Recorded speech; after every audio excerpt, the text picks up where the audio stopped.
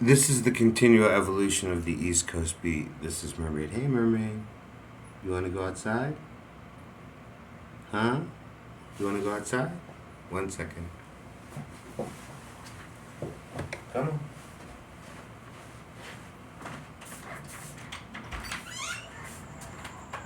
Go ahead.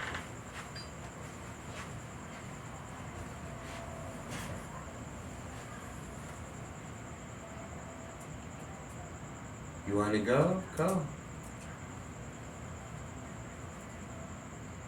So the question being asked is, um, why in my time I speak of rivers, I speak of green valleys, red rock cliffs. These are the things I've known.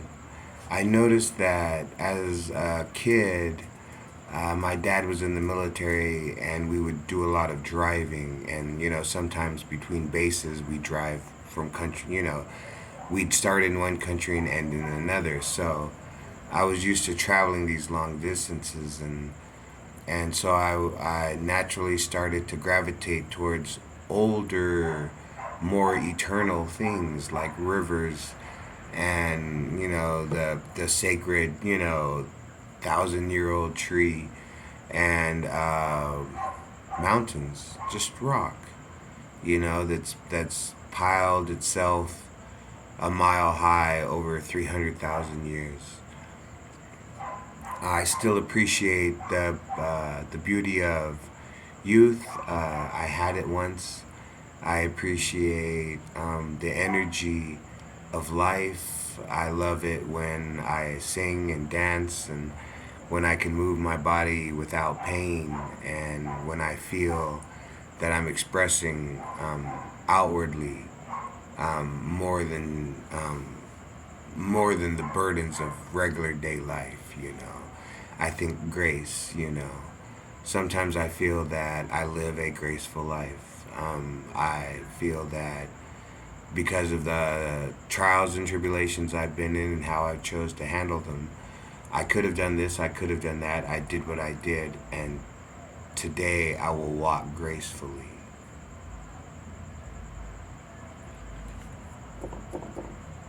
As I've said, whatever belief system you have, if it takes you through life, if you can eat dinner with a millionaire and you can eat dinner with a pauper, if you can know what it is to have a handful of cash and then know what it is to need two more pennies. If you've seen the Pacific and the Atlantic Ocean, you've crossed an entire nation, continent, country, 48 states. Um,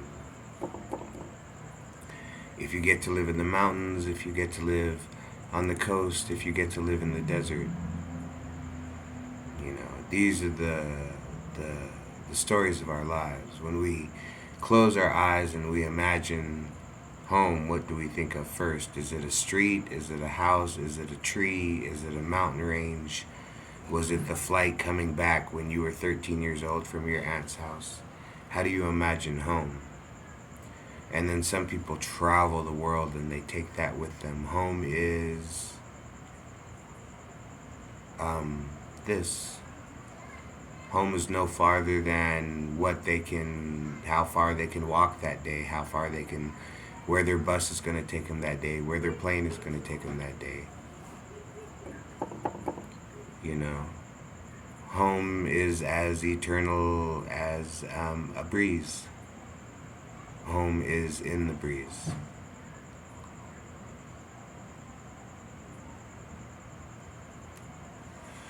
So, I've always found this fascination towards older, elderly things, a softness to go against the hardness of the world. Do you know what I'm saying? That maybe if man would live 300,000 years, he would finally learn enough to move beyond the basic constraints of physical flesh and hunger and lust and anger and pride and ego and all that? Would it be the life of a tree? Would it be the life of a mountain? Would it be a river that cuts through a nation, a river that brings life, a river that takes away all the old, um,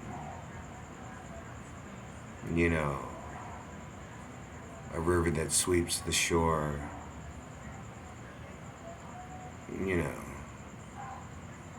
Some of us, we see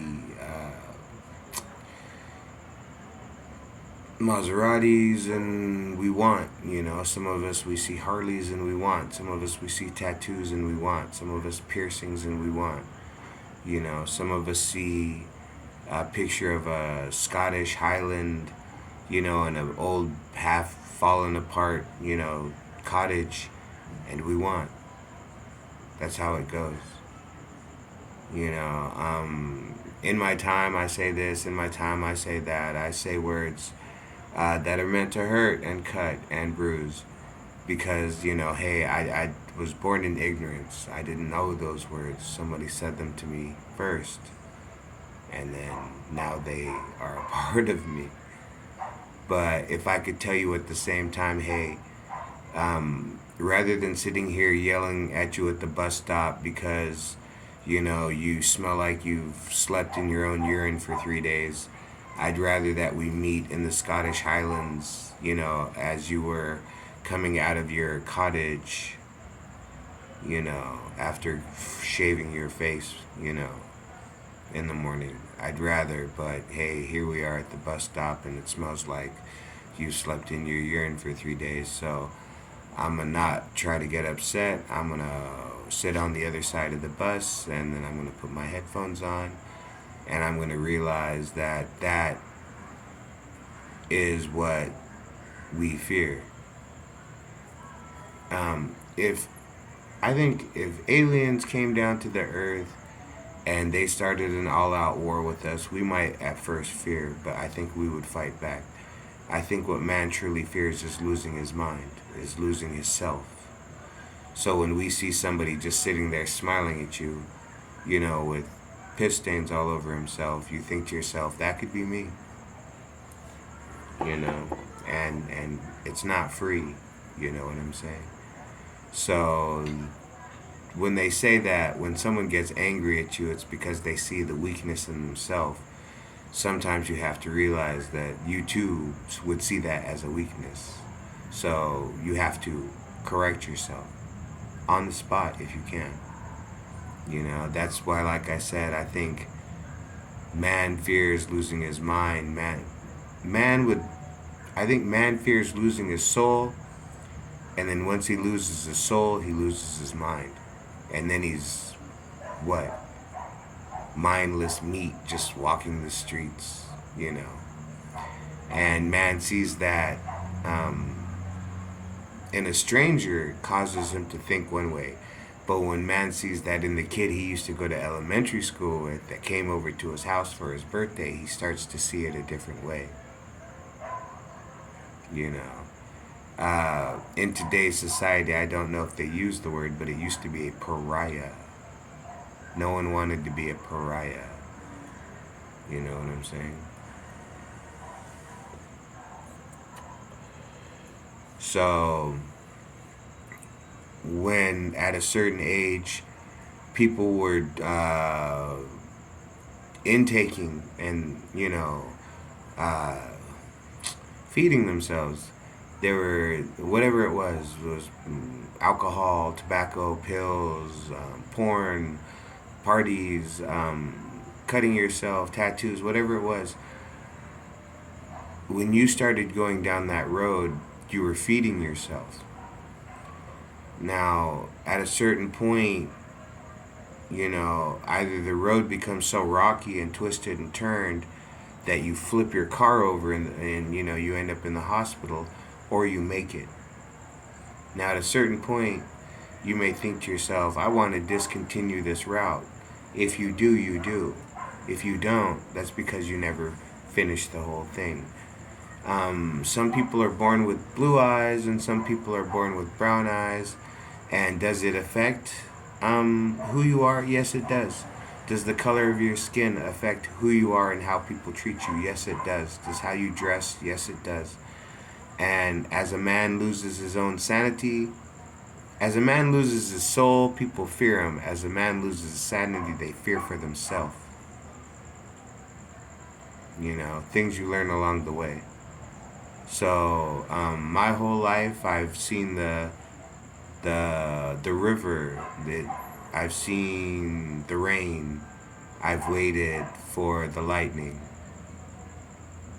I'm not the smartest man. I'm not the sharpest. I'm not the fastest. I'm not the quickest. But I'm not the easiest. I'm as easy as the breeze, baby. But I'm not easy peasy. Creamy, cheesy macaroni. You know what I'm saying? So, the continual evolution of the East Coast beat. What brings you energy when you're young is probably what's going to carry you through your whole life. Some people, they try to switch that shit up midlife and then they end up with nothing except pride, false pride in a false self because they gave up on their true dream and their true drive in life so that they could fit in with the neighbors and get some shitty ass job that doesn't pay you enough to do what you really want to do anyway. If you really want to swim with a dolphin, you better swim with a dolphin.